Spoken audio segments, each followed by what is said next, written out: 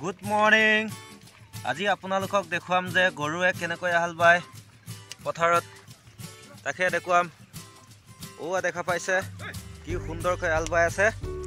বোকাতলিত ৰোৱা লগাব লাগিব, চাই থাকিব। এয়া দেখা পাইছে হাল বাই আছে। আজিকালিতো দেখিবলৈ পোৱাই নাযায়, গোটেই ট্ৰেক্টৰে হৈ গ'ল। আজিকালি গৰুৱে হালেই নাবায়, ট্ৰেক্টৰে বায়, কিন্তু ইয়াত গৰুৱে হাল বাই থকা হৈছে।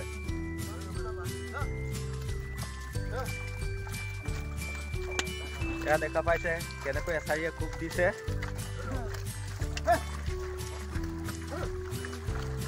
কি সুন্দৰ পৰিৱেশ। ৰাতিপুৱাই এইফালে বেলি ওলাইছে, এইফালে হাল বাই আছে। এয়া কাষতে ৰোৱা লগাই থৈছে, কিন্তু ইয়াত গোটেই মাটি পাতি শেষ। ইমানেই পানী খাইছে যে পানী দি আনটি পোৱা নাই। কিমান পানী দিব, কিমান তেল কিনিব, তথাপি নকৰিলেও নহয়। দুবেলা দুমুঠি খাবলৈ কৰিবই লাগিব। সেয়াই মানুহৰ জীৱন, কি কৰিব, উপায় নাই।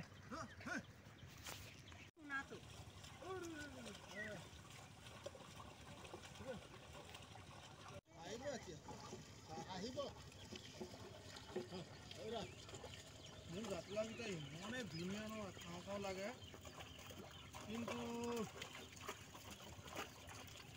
দেখিবলৈ মন নাই।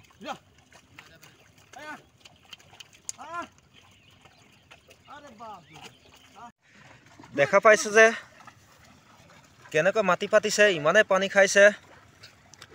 80 টকা লিটাৰ তেল কেনেকৈ কিনি ইমান পানী দিব বাৰু।